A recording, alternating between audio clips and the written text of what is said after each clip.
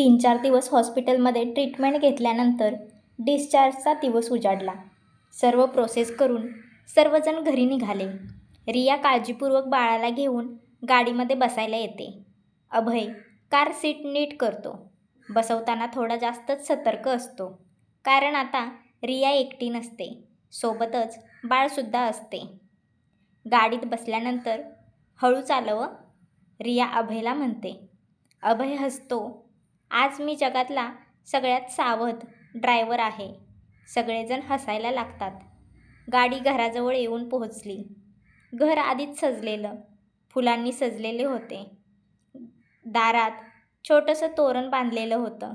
उंबरट्यावर रांगोळी आणि सासूबाईंच्या हातात आरतीचं ताट घेऊन त्या बाहेर थांबल्या होत्या. सून आणि नातू येताच सासूबाईंच्या डोळ्यात पाणी आले. स्वागत आहे आपल्या छोट्या गोड पाहुण्याचं, असं म्हणत त्या रियाला हळदी कुंकू लावतात. बाळाच्या पायाचे ठसे घेतात. रिया उंबरटा ओलांडते. पहिल्यांदा आई म्हणून ती त्या घरात आलेली असते. बाळाचं छोटंसं झोपाळं आधीच तयार करून ठेवलं होतं. भिंतीवर लहानसं नावाचं स्टिकर अजून लावलेलं नाही, कारण नाव अजून ठरवायचं आहे. सासरे शांतपणे बघत म्हणतात, आता आमच्या नातवाच्या येण्याने घर खरंच पूर्ण झालं. सासरे असे बोलतात. बाळाला कुठे झोपवायचं, कपडे कुठे ठेवायचे, रिया आरामात आहे ना. घरात गडबड पण प्रेमाची चालू होती. अभय हलकेच म्हणतो, आपण सगळे थोडे गोंधळलेले आहोत, पण आनंदीसुद्धा आहोत. बाळाला व्यवस्थित पाळण्यात ठेवून सर्व सामान जागेला लावले. सगळे थोडे शांत झाल्यावर रिया बाळाला मांडीवर घेऊन बसलेली होती. ती घराकडे खूप बारीक नजरेने पाहत होती. हेच ते घर जिथे आपण स्वप्न पाहिली. आता ती स्वप्न आपल्या हातात आहेत. अभय तिच्या शेजारी बसतो. आपण इतकं पार केलं, आता ही छोटीशी दुनिया आपली आहे. तो बाळाच्या हातावर हलकेच चुंबन घेतो. त्या दिवशी घरात बाळासोबत नवा श्वास, नवा अर्थ, नवं प्रेम आलं होतं. रियाचे आयुष्यच बदलून गेले होते. रोज कधी दिवस उजाडला आणि कधी मावळला हे कळतही नाही. आणि अचानक सगळं बदलत गेलं होतं. बाळ सुरक्षित घरी आल्यानंतर काही दिवसांनी रियाला अचानक प्रचंड अशक्तपणा जाणवतो. तिचा रक्तदाब खाली जातो. डॉक्टर तिला पुन्हा तपासतात आणि परिस्थिती गंभीर असल्याचं लक्षात येतं. पुन्हा तिला हॉस्पिटलमध्ये ॲडमिट करावं लागतं. अभयच्या हातात बाळ आणि दुसऱ्या हातात रियाचा हात. डॉक्टर गंभीर आवाजात सांगतात, पोस्ट डिलेव्हरी कॉम्प्लिकेशन्स आहेत. आम्हाला तिला ICUमध्ये हलवावं लागेल. त्या शब्दांनी अभयच्या पायाखालची जमीन काही दिवसांच्या बाळाकडे पाहून फारच वाईट वाटत होते, कारण त्याला त्याच्या आईपासून दूर करावे लागले. सगळ्यांच्या मनात भीती होती आणि देवाकडे प्रार्थना, रिया लवकर बरी व्हावी. रिया ICUमध्ये होती, पण सतत मन बाळाकडे धाव घेत होते. मॉनिटर्सचा आवाज, डॉक्टरांची धावपळ, सगळं तिला दिसत होतं. पण तिच्या नजरेत फक्त तिचं बाळ होतं. अभय बाहेर बसलेला होता. चेहऱ्यावर उदासी होती. बाळ त्याच्या आईकडे, म्हणजेच रियाच्या सासूबाईंकडे होतं. त्याच्या मनात एकच प्रार्थना होती, देवा, माझ्या बाळाची आई सुरक्षित ठेव. सासूबाई शांतपणे जप म्हणत बसलेले असतात. सासरे धीर देत असले तरी त्यांच्या डोळ्यात भीती स्पष्ट दिसत होती. रियाच्या बाबांना ही बातमी कळते. ते त्यांच्या तब्येतीची पर्वा न करता तेही येण्याचा आग्रह करतात. स्वतः आजारी असूनही लेकीसाठी ते धडपडत हॉस्पिटलमध्ये येतात. पहिल्यांदाच अभय पूर्ण खचून गेलेला होता. तो सासऱ्यांच्या खांद्यावर डोके ठेवून म्हणतो, मी तिला वचन दिलं होतं की मी तिची काळजी घेईन. सासरे शांतपणे म्हणतात, काही गोष्टी आपल्या हातात नसतात, पण विश्वास आपल्या हातात असतो. ते अभयची समजूत घालत असतात. काही तासांनी डॉक्टर बाहेर येतात. आता स्थिती स्थिर आहे, धोका टळतोय, पण अजून निरीक्षणात ठेवावं लागेल. डॉक्टरांनी सांगितल्यावर थोडा धीर आला. अभय डोळे मिटून खोल श्वास घेतो. डॉक्टर जेव्हा अभयला काही मिनिटांसाठी आतमध्ये जाऊन देतात तेव्हा रिया अर्धवट शुद्धीत आलेली होती. ती हळू आवाजात विचारते, बाळा ठीक आहे ना? अभय तिचा हात धरतो. डोळ्यातून अश्रू ओघळत होते. हो, आणि त्याची आईही लवकरच ठीक होणार आहे. रिया हलकंसं स्मित करते. तो क्षण त्यांना शिकवतो, जीवन नाजूक आहे, पण प्रेम अधिक नाजूक आहे. आणि कुटुंब म्हणजे फक्त आनंदात नाही तर संकटातही एकत्र उभं राहणं. ICU बाहेरची ती रात्र अजूनही संपलेली नसते. रिया डॉक्टरांच्या निरीक्षणात असते. अभय दोन्हीकडून तुटलेला असतो. एकीकडे पत्नी, दुसरीकडे नवजात बाळ. बाळ हॉस्पिटलमध्ये सतत रडत असतं. दूध दिलं तरी, अंगावर घेतलं तरीही त्याचे रडणं काही कमी होत नव्हते. सासूबाई हळू आवाजात म्हणतात, बहुतेक आईचा वास शोधतोय. त्यावेळी अभयचं हृदय चिरतं. तो बाळाला छातीशी धरतो. आई येईल, थोडं थांब. तो बोलत असतो, पण त्या एवढ्या छोट्या बाळाला काय कळणार? बाळ अजून मोठ्याने रडत असतं. त्या छोट्या रडण्यात त्याला एक प्रश्न ऐकू येतो, माझी आई कुठे आहे? त्या बाळाच्या रडण्याने नर्स त्यांना समजावते, नवजात बाळ आईच्या स्पर्शाला सवयीचं असतं. वेगळं झाल्यावर ते अस्वस्थ होतं. सासूबाई अलगद म्हणतात, रियाचा दुपट्टा दे, त्यावर तिचा वास आहे. ते बाळाजवळ ठेवतात. हळूहळू रडणं थोडं कमी होतं. त्या रात्री अभय 1 मिनिटही झोपत नाही. बाळाला हलवत राहतो. हळू आवाजात गाणं म्हणतो. वारंवार ICUकडे पाहतो. पहिल्यांदाच त्याला कळतं, आई होणं जितकं कठीण आहे तितकंच बाबा होणंही. अख्खी रात्र तो जागून काढतो. दुसऱ्या दिवशी डॉक्टर परवानगी देतात काही मिनिटांसाठी बाळाला ICU जवळ आणायला. रिया अजून अशक्तच असते. बाळाला तिच्याजवळ आणतात. जशी तिच्या हातांची ऊब त्याला जाणवते, बाळ शांत होतं. रिया डोळ्यात पाणी आणून म्हणते, मी आहे. त्या एका स्पर्शात आई बाळाचं बंधन पुन्हा जोडतं.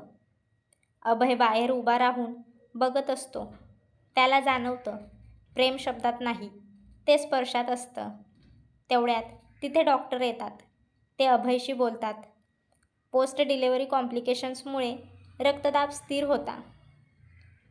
शरीर खूप अशक्त झालं होतं. इन्फेक्शनचा थोडा धोका अजून आहे. धोका कमी झाला आहे, पण आम्हाला पूर्ण स्थिरता हवी आहे. 2-3 दिवस ICUमध्ये सुरक्षित राहील. अभय मान हलवतो. त्याला माहीत आहे, घाई करून काहीही होणार नाही. रिया आता शुद्धीत येत होती, पण खूप अशक्त होती. ती हळू आवाजात विचारते, बाळ ठीक आहे ना? जास्त रडत तर नाही ना? अभय तिच्या कपाळावर हात ठेवतो. तो तुझी वाट पाहतोय, पण तो मजबूत आहे. तिच्या डोळ्यात अपराधीपणाचं सावट दिसत होते. रिया नर्सला विचारते, मी त्याला जवळ घेऊ शकत नाही का? तो माझ्याशिवाय कसा राहील? नर्स हसून म्हणते, आई आणि बाळाचं नातं फक्त हातात नाही, हृदयात असतं.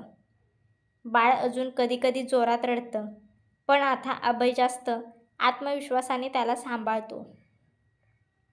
तो त्याला छातीशी धरतो. रियाचा आवाज फोनवर रेकॉर्ड करून ऐकवतो. हलक्या आवाजात सांगतो, आई येईल. सासूबाई अभयला चेष्टेने म्हणतात, हा आता खरा बाबा झाला. तिसऱ्या दिवशी रिपोर्ट सुधारतो. मॉनिटर्स कमी होतात. डॉक्टर सांगतात, उद्या ICUमधून रूममध्ये शिफ्ट करू. अभयचे डोळे पाणावतात. रिया हळूहळू रूममध्ये शिफ्ट होते. पहिल्यांदा बाळ तिच्या कुशीत पूर्ण वेळ असते आणि बाळ एकदम शांत झाले होते. जणू त्याला सगळं कळालं आहे. रिया कुसपुसते, आपण दोघं लढलो आणि जिंकलो. अभय त्यांच्या दोघांकडे पाहतो आणि रियाला आधार देण्यासाठी बोलतो, आता आपल्याला काहीही तोडू शकत नाही. ही काही दिवसांची वेदना त्यांना कायमचं बदलून टाकते. ते आता फक्त नवरा बायको नाहीत, ते संकटातून गेलेलं कुटुंब आहे. किती दिवसांच्या काळजी, भीती आणि प्रार्थनेनंतर त्या घरात पुन्हा आनंदाची धामधूम सुरू होते. बाळाचा नामकरण सोहळा ठरतो. ज्योतिषाला विचारून तारीख ठरते. दोन्ही घरचे एकत्र बसतात.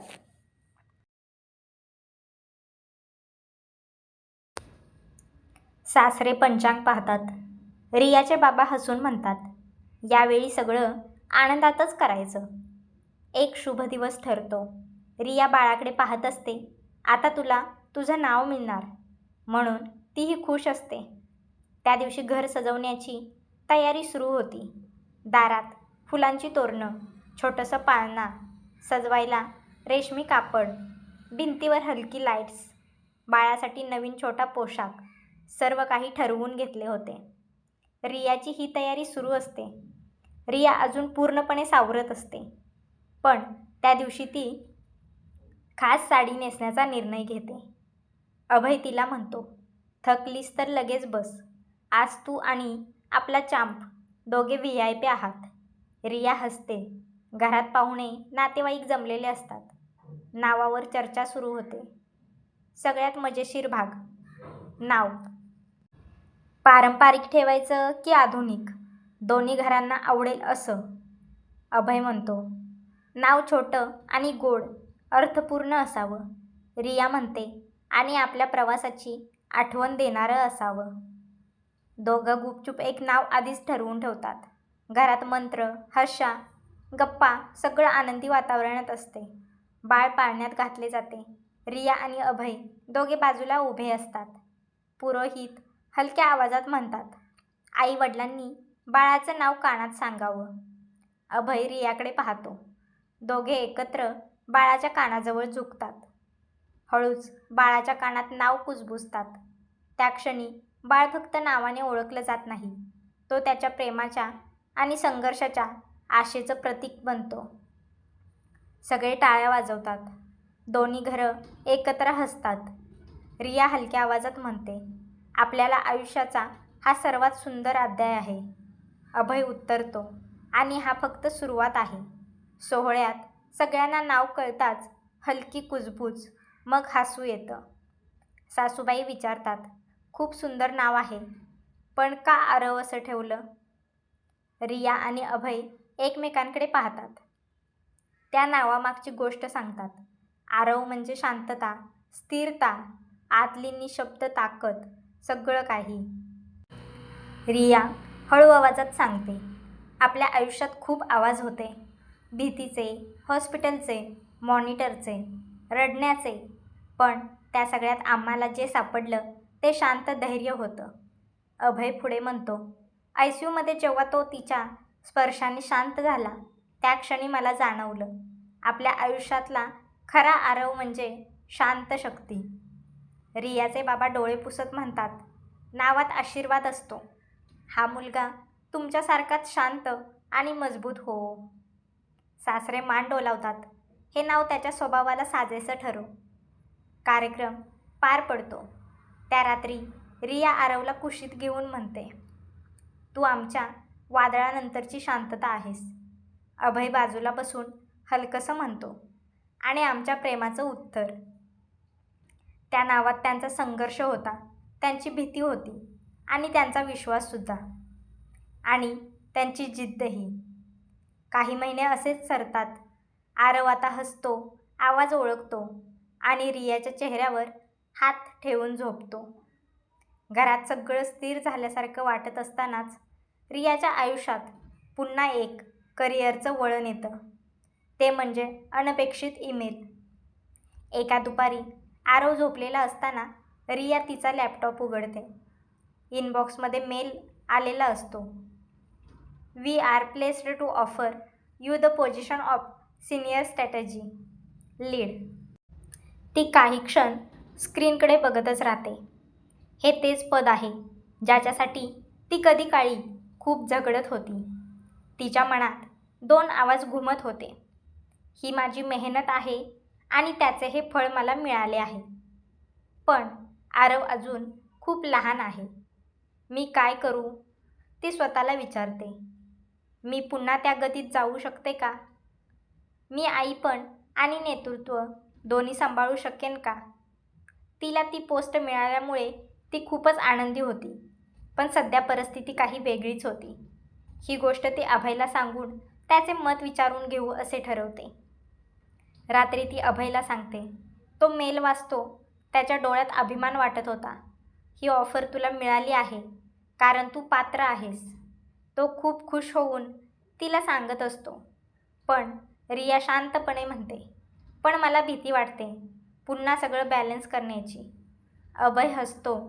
यावेळी तू एकटी नाहीस. आपण आधीही मिळून वादळ पार केलं आहे. ही गोष्ट अभय लगेचच आईला सांगतो. सासूबाई स्पष्ट म्हणतात, आरव आमचाही आहे. तू निर्धास्त जा. रियाचे बाबा फोनवर म्हणतात, मुलगी, आई होणं तुझी ओळख आहे, पण तुझी स्वप्नंही तितकीच महत्त्वाची आहेत. सगळ्यांचा एवढा सपोर्ट असल्यामुळे रिया ते काम करण्याचे ठरवते. रियाचा नवा निर्णय पक्का ठरतो. यावेळी रिया वेगळी असते. ती कंपनीमध्ये तिच्या अटी घालते. मर्यादित प्रवास, स्पष्ट सीमारेषा, वर्क लाईफ बॅलन्स आणि आश्चर्य म्हणजे कंपनी तिच्या अटी मान्य करते. तिला त्या लहानशा आरवला सोडून जाऊही वाटत नव्हते. पण स्वप्नही पूर्ण करायची आहेत. त्यामुळे ती लहान निर्णय घेते.